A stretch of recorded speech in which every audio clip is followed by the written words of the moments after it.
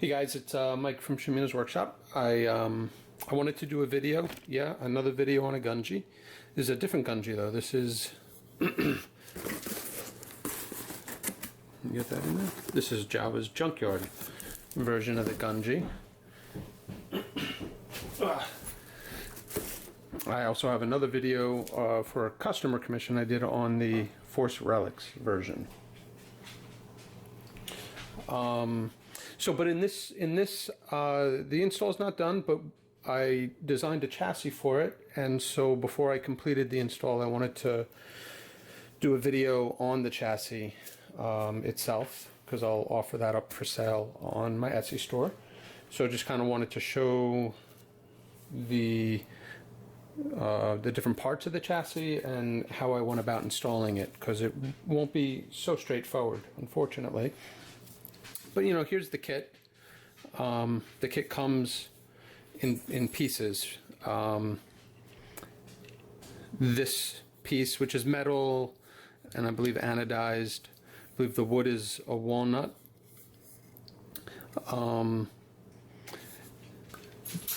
But as you can see, it comes with all different gribblies, blade holder, emitter piece thing, and then also down here you have your pommel. So the first thing I do is put this emitter piece on, and it's just 3 screws. So you get the screws, they're flat heads, so be careful, don't strip them. And there were holes already tapped, or drilled and tapped, so I didn't have to do that part. So just put that piece in, put the 3 screws in, and you're good. And the reason for doing that is because this piece would then go on next.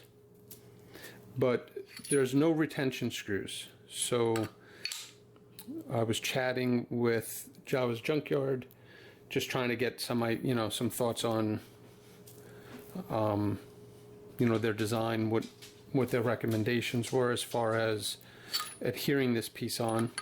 They said glue. And maybe that's acceptable because you might not need to take this off. I was thinking tapping a hole here, which would go into this and be hidden by this piece. And then you would glue this piece on. So worst case, you would have to pry this piece off, maybe some E6000, and you'd be able to access your screw and get this piece out if you needed to. As opposed to gluing this piece in, you might not get it out, or it might be more difficult and you might wind up damaging or scratching something. But that has no bearing on the chassis, but just trying to think through how I'm going to accomplish that. So that's probably what I'll do. I'll probably tap a hole somewhere here and get that fixed. Then this piece goes here, and you can probably just glue that on. And then last, this piece, which probably goes that way. And same thing, probably just glue that on. The reason I didn't glue these gribblies on yet is because there are holes here. You can see there's 1, 2, 3. I made that hole, but these holes are for the gribblies themselves. Kind of gives it, a place to sit, and then you can glue it in place. I wound up using one of these holes as a retention screw for one of the chassis pieces, which is the switch holder and PCB holder, which I'll show you. The kit does come with a plunger. Sits at a pretty good height, even with this added and this added. You can still get to it. I probably would have made that a little bit higher. So, something to consider. Maybe you don't want to use that. Maybe you want to design and print your own plunger that sits a little bit higher. Up to you. Okay, so let's break it down. This is the first piece. This would go this way, and it holds the Pixel PCB connector in the bottom. It would hold a switch, one of the low profile tactile switches, which would go about there. There's a little wire channel for wire pass through to connect to the switch. And then there's this other groove here, and that's so that you could, when you insert it, get past the plunger, because the plunger, it's actually it's got a pretty big plunger head on the inside, 3 or 4 mil. It was pretty thick, and so I couldn't figure out the best way to get all the chassis pieces up there without having to have big, huge grooves in them. So I opted to make it look like this, kind of like a Z, where you could fit this in, turn it, push it up, and then what I did was I drilled and tapped probably a 3 mil, maybe something a little larger, I forget, which is essentially getting screwed into this piece. That's why I didn't make this come all the way straight up, because I wanted something solid to have that screw into. So that's the first piece. So the way I dealt with this, I glue my switch here, I wire it to the PCB, and I also wire my NeoPixel connector, and have those wires run up, get it seated, and drill and tap my hole. And it's going to be about there. There's going to be a little bit of play, right? You want to try to seat the switch as low as you can get it without getting in the way of the wire channel, and then get this situated where your plunger is directly over the button or the switch cap. Now there's 2 other pieces. You have a second piece which is going to just sit right on top like that, and it's going to have that basically serves as your stock. For me, I went with a low profile short pin stock NeoPixel connector, so that's what this is designed for, and it'll just rest on top of that and sit right in that groove. So if you want, you can drop this into place and kind of use that as a way to align this so you get the right height. And you can also use the sled, right? Get them all situated, and this way you get your orientation, because this should be all the way down, this should be all the way up, and this should be all the way up. So you can use these 3 pieces to get this piece lined up, sitting over the plunger, and then drill and tap your hole and lock that in place. Once this is locked in place, the rest of the install is pretty easy, because then at that point you can just drop this in, which you might not be able to see it. Well, actually, I don't even have mine in. So you could just kind of drop that in, get your wires. Right, the point is you're going to want to wire your stock PCB out of the hilt, and then you can just kind of shove those wires down in there and hide them, because I left plenty of room in there for some wire slack. And then once that's in, you can just drop this in and then prepare to drill and tap this retention, or if you prefer, use glue. But I'm going to probably wind up drilling a hole right here that will retain this piece in place. Okay. I didn't complete that step yet because I wanted to be able to show,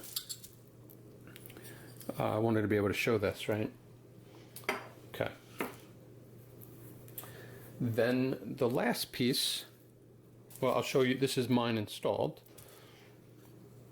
but the last piece is the sled, which is removable, 18650 battery.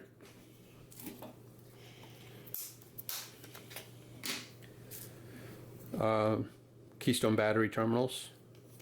Battery would fit right there. 28mm bass speaker. 2.2 Profi board. Slanted. There's a slight angle here. And then your hilt side PCB connector, which will make contact there.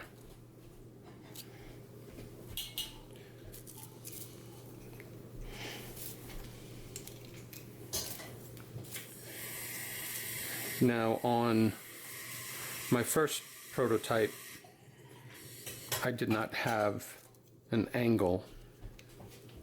It just sat flush on the sled. But I realized the SD card was kind of getting in the way of the battery. And every time I put a battery in, the Profi board would pop out. And it's pretty tight. As you can see, this is a pretty small sled. This is even smaller than my Master Windu sled. So I was trying to get creative and think of how I could give myself some wire management room. And that's what I came up with, is a slight angle on the Profi board. And as you can see, it does the trick. So the Profi board sits up, but it's still clearing. You know, there's still clearance from the hilt. And it's a wood hilt, so don't even need to worry about metal on metal contact, which is nice. But that's what I did on the final version of the chassis. On my version of the chassis, I just used E6000, got it sort of angled up where I wanted it, and that was it. That's how I accomplished it. You can also see I made some additional indentations here, so you can get a USB cable in there, and you could also just pop it up a little bit and take the SD card out if you want. It's a pretty snug fit.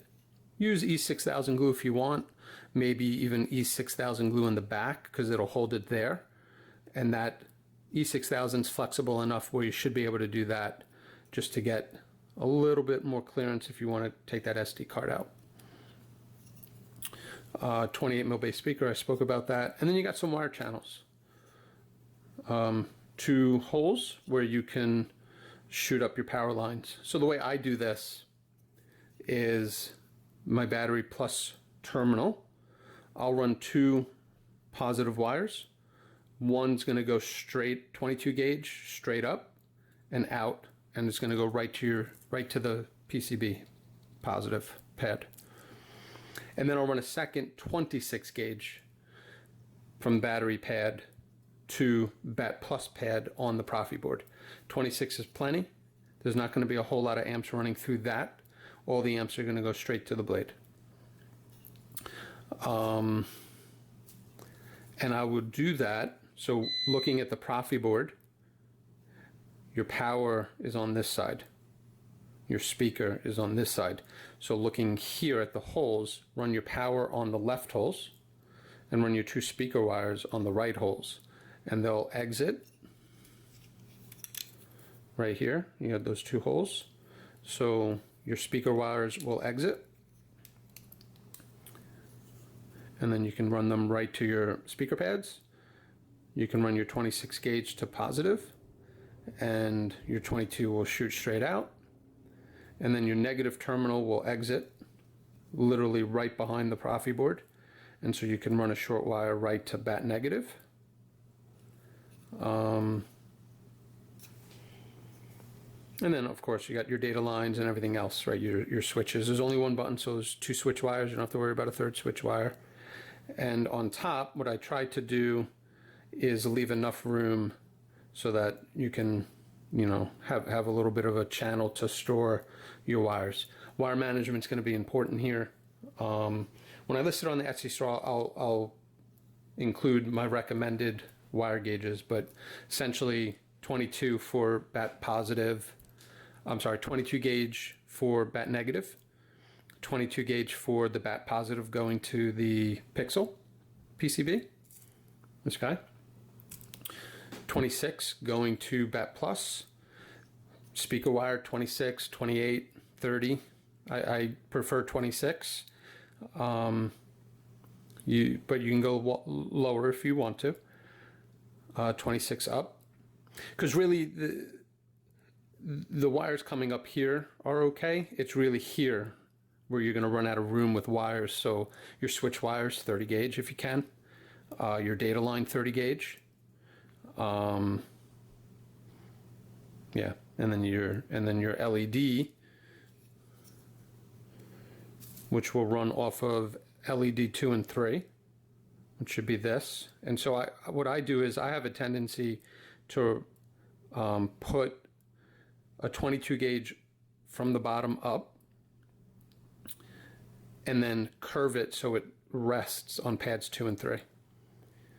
And then solder that in place, snip off the excess, but you know, you do what you need to do. That's how I do it. And then it's just a short run from here to there. Okay, so with that said, I then, right, your speaker is going to be here in the speaker holder. I then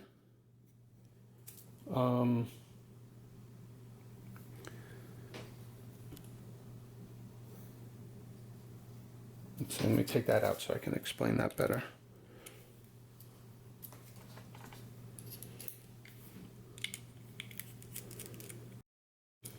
Okay.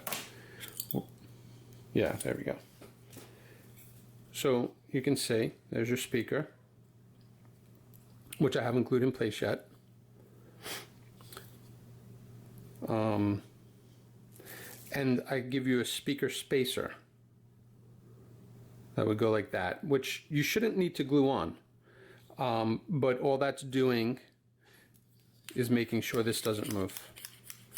But what I did here was a retention screw. So you put this in. You know, my first idea was I was going to glue this onto the speaker and then have a little grab bar. But you don't even need to glue it. Just drop that in with the bar facing down. Drop this in. And then you can see I kind of drew a hole, drew in marker here to give me orientation. And then I drilled and tapped a hole in this piece, because that's not there. When you get this piece, this hole's not there, but this hole is here. This hole has a screw, comes with the kit, and so this piece gets screwed on through this hole. That's what this hole is for. So what I did, and I believe they give you a wire channel here, probably with the idea of this being a recharge port, which I don't use. So instead, I drilled and tapped and used a small 8/32 set screw, and I put that right where my mark is. Orientation shouldn't matter.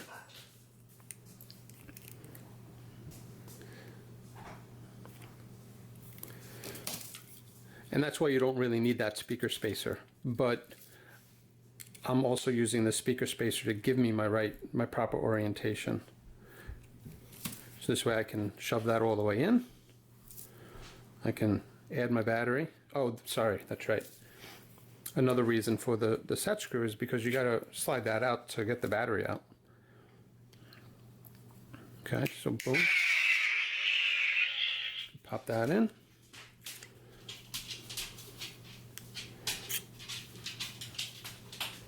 Oh, it fell out. I'm like, why is it going in all the way? Okay. You went out already. And then I can slide this in.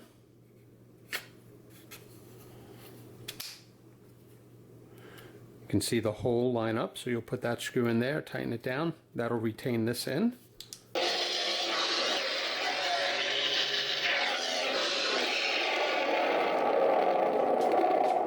This job isn't always pretty.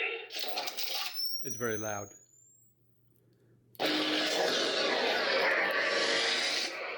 And I have just gesture ignition.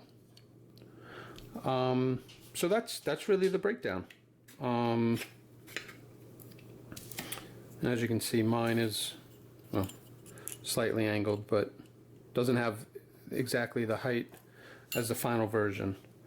So wiring on the final version will be easier than I had to deal with. Whoops. Okay. So that's pretty much everything I wanted to go over. Those are all the chassis components and how you'll go about installing it. I'll wrap up this install. This is for my personal collection, and I'll probably wind up doing a separate video once this is finally installed. All right, guys. Well, thanks for watching.